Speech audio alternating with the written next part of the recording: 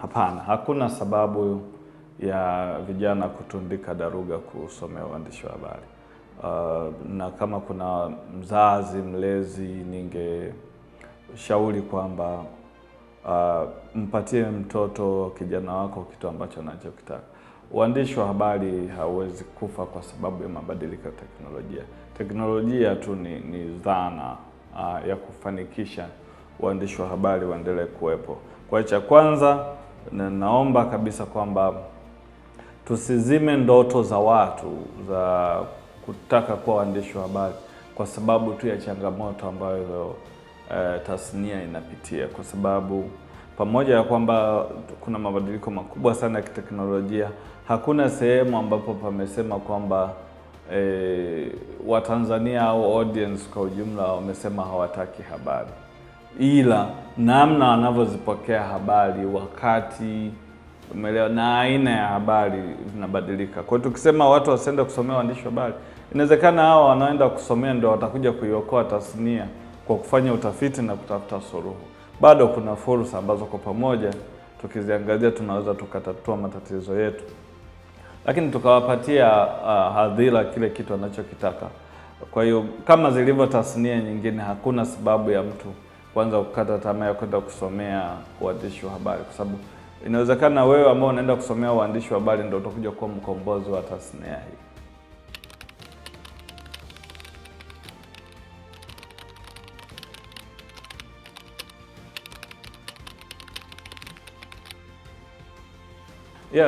Kuna mambo mengi tunafanya. Cha kwanza, tunafanya utafiti hasa wa dhana hizi za kidijitali zinazoibukia, teknolojia na mbinu ambazo zinaweza zikasaidia tasnia ya habari, lakini na mawasiliano kwa ujumla kuweza kusonga mbele. Kwa hiyo huwa tuna test au review, tunapitia hizi tools, lakini tunajaribu kufikiri mbinu ambazo zinaweza zikasaidia uandishi wa habari uendelee kudumu, hasa kipindi hiki ambacho kuna mabadiliko makubwa sana ya kiteknolojia.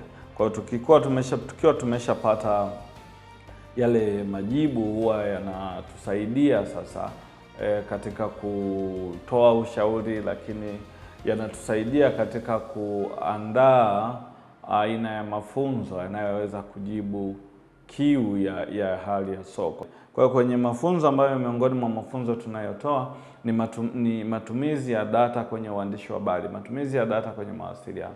Lakini tunasaidia watu kuweza kubaini habari za uzushi na namna ambapo wanaweza kukabiliana nazo, lakini uwasilishaji wa habari kama narrative storytelling kwa masimulizi. Kwa hivi vyote na kozi nyingine ambazo tunaofa kama uandishi wa habari za fedha na uchumi na other specializations, nafanya uandishi wa habari angalau waendelee kupambana sokoni. Yaani mtu ambaye anaweza kuchambua data, kuziwasilisha kwenye lugha ambayo ni rafiki, anaweza kufanya uchambuzi wa kina, anaweza kuwasilisha habari yake kwa masimulizi, ana uwezo mkubwa sana wa kubaki sokoni kuliko yule ambaye yuko empty. Kwa hiyo ni kwenye mafunzo, lakini pia hata kwenye kutoa ushauri kwenye vyombo vya habari, kwa vyombo vya habari ni namna gani tunaweza tukatumia teknolojia, lakini na mbinu nyingine za kisasa katika kukuza sekta ya habari, ikiwepo mbinu za kutafuta mapato. Kwa hivi vyote ukiviangalia kwa pamoja vinaenda kuisaidia tasnia ya habari, hasa hawa vijana kuendelea kusurvive hapa.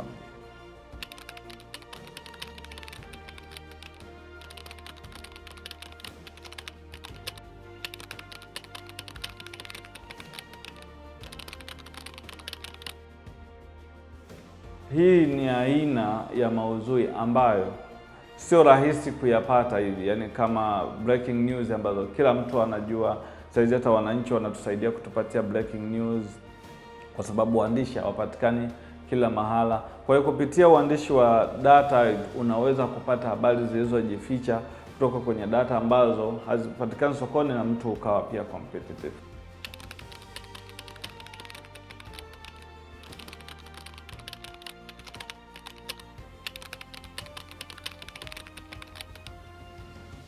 Kuna sababu mbalimbali.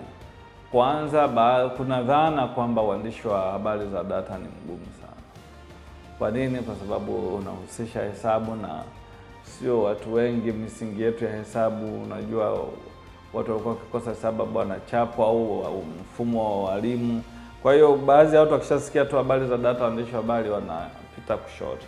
Lakini ninakuhakikisha kwamba wale ambao wamedumu nao, wameendelea kufanya mazoezi, wanajifunza wazuri sana, na kwa bahati mbaya wengine hata wametoka kwenye tasnia, wamepata fursa kwenye tasnia za benki, huko kwenye mashirika, wakifanya shughuli ambazo ni nje ya uandishi wa habari. Kwa hiyo kuna fursa.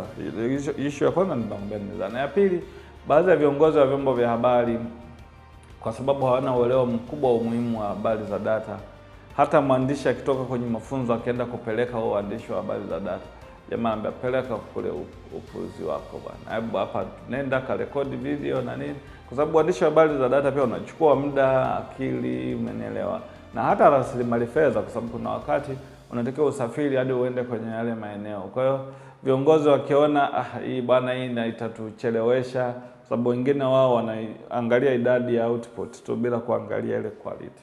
Hivyo, kwa hiyo hiyo ni moja ya vitu ambavyo vinakomea. Lakini pia hata hadhira, najua pia ilikuwa inasababishwa na waandishi wa habari kuto kuziwasilisha data katika lugha au na namna ambayo ina engage audience. Kwa hiyo pia hadhira haikuwa inapenda sana hizo habari za data. Lakini utafiti ambao tumefanya Nukta Africa kwa hii miaka 8 na zaidi ambayo tumekuwa support, tumegundua kwamba ukiwasilisha vizuri hizo habari za data kwenye masimulizi, lakini picha, michoro, infographics, animation, watu wana engage nazo.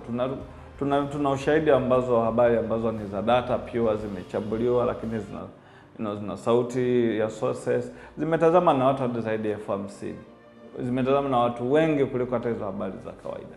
Kwa hiyo kuna fursa kubwa, lakini nadhani ni mazingira ya soko ambalo linafanya baadhi ya watu waone habari za data ni ngumu, lakini vyombo ambavyo vimezingatia vimetoboa.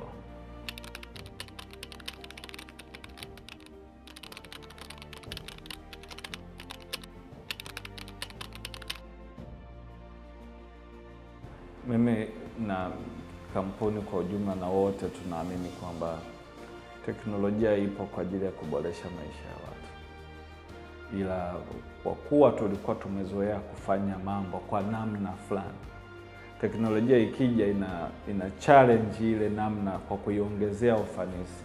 Sasa pale wale watu ambao walikuwa hawajiongezi, unajua kuna wale watu ambao wakipambana, yani hawataki kwenda mbele, yani sasa hao ndio mmoja wa watu ambao wanawaza hii ni hatari sana. Lakini ukiangalia AI na mazuri mengi sana kama itatumika kimaadili, kwa sababu inaenda kuboresha ufanisi kwenye mfumo mzima wa uzalishaji, uchakataji, usambazaji wa habari. Kwa hiyo utaona kupitia AI saizi ni rahisi kukusanya baadhi ya taarifa, kama kufanya translation, kubadilisha lugha, kutafsiri kutoka kwenye Kifaransa kuja Kiswahili. Zamani hii ilikuwa ni mtihani kweli kweli kabla ya ujio wa teknolojia. Kwa hiyo imepunguza pia stress kwa vyombo vya habari, hasa hivi vidogo ambavyo haviwezi kuajiri watu wengi kufanya. Tumeona AI inaweza kuzalisha picha zinazoelezea jambo ambalo by any means alitakiwa graphic designer afanye ile illustrations, akatumia hata zaidi ya siku 2 kufanya hiyo kazi, ikafanywa ndani ya dakika 10. Sidhani kama kuna mtu anachukia hivyo. Changamoto tu ni ambayo imekuja ni kwamba AI imekuja imeondoa sasa baadhi ya fursa za kazi za baadhi ya watu ambao walikuwa relax, lakini zilikuwepo. Lakini sio mara ya kwanza, kwa sababu kama unakumbuka hata wakati ATM zinakuja kwenye sekta ya benki, kuna watu walikosa kazi, wale makarani, si ndio? Yaani madirisha yamebaki machache sana. Zilipokuja simu, umeona imepunguza pia fursa. Watu walisema wapiga picha wataondoka. Wapiga picha ambao ni bora sana bado wamebaki sokoni, licha ya kwamba smartphones zimekuja na wao wanatumia hizo smartphone. Kwa hiyo kuna hofu kwenye soko, na ni kweli baadhi ya nafasi za kazi zimeondolewa na AI.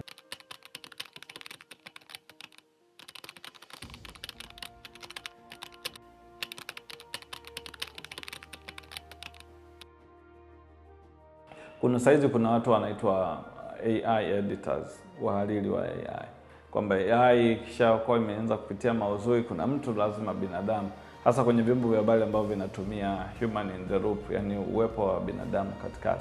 Kwa hiyo kuna nafasi za kazi zitazaliwa na kuna nafasi za kazi nyingi tu zitaondoka. Kwa ndio maana baadhi ya wanahofu, lakini tunaona ni fursa kwa sababu watu hawana muda, wako busy. AI inaweza kusummarize, kama unaweza kuona pale kwenye nukta ya AI, mtu anaweza kambia nipe habari kubwa za siku ya leo na nielezee zinamaanisha nini kwa mjibu wa shughuli zangu, haraka ikamfanyia hivyo, ili atumie ule muda haraka kupata ile taarifa, akaendelea kufanya shughuli nyingine za kiuzalishaji. Kwa hiyo tunaona kuna fursa kubwa siku zijazo, lakini pia si wenyewe tunaweza tukaendelea kutafuta namna ambayo tunaweza tukaendelea kuwa relevant licha ya kwamba AI imekuja, kwa sababu kwa hali ya soko hata la Tanzania bado AI haiwezi kwenda na Manyere kwenda kutafuta habari, au sio? Bado kuna waandishi wa habari wana fursa ya kwenda vijijini kutafuta habari, wakazikusanya, alafu AI ikasaidia sasa kuandika baada ya kuipa prompt na kuhariri. Kwa kuna fursa kwenye kukusanya, kufikiria mawazo ambayo yanaendana na hali yetu, kwa sababu sio mawazo yote, yani AI imefundishwa kwa data, lakini sio data zote ambazo tunazifahamu.